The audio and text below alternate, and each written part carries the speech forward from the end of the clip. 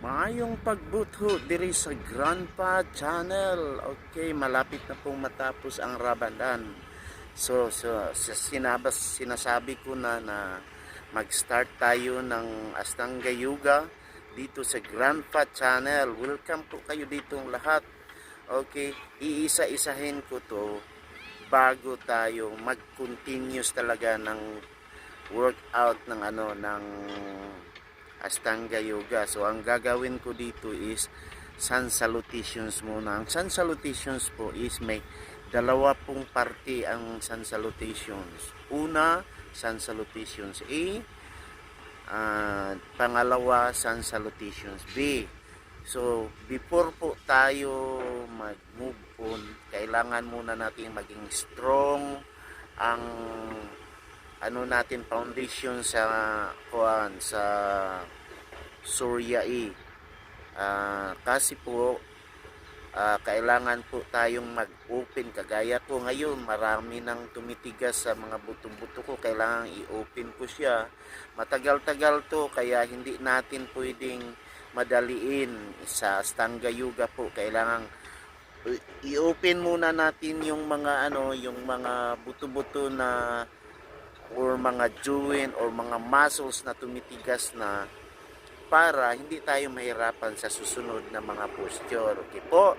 So, panoorin natin tong isang round lang ito ng sun salutations A Grandpa. Okay?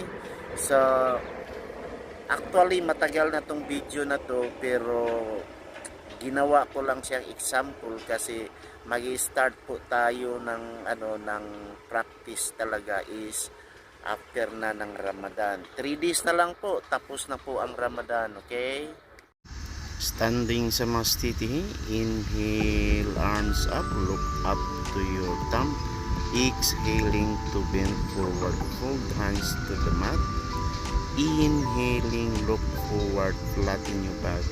Exhale to jump to chaturanga all the way down.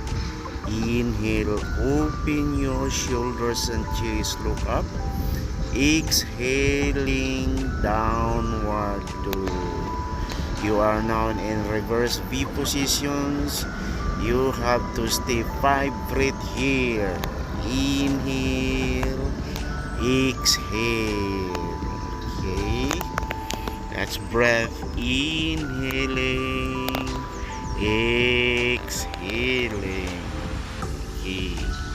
After your 5 breathing here, look forward, jump through. Inhale, look forward again, flat your back. Exhaling to bring your head close to your knee. Inhale, standing sama steady. Exhale to front. Good. So 1 round lang po yan. Okay, 1 round lang po yung na yan, ng sun salutations na yan. Mag-i-extend po tayo, i-extend natin yan, continuous, pero kailangan muna nating malakas yung core natin, malakas yung forearm natin, malakas yung plank position natin, open yung hamstring muscle natin, at saka yung shoulders, kailangan ma-open yan, ha? Para preparar talaga tayo sa susunod na posture natin. Okay? So, kita-kita kids mga apo.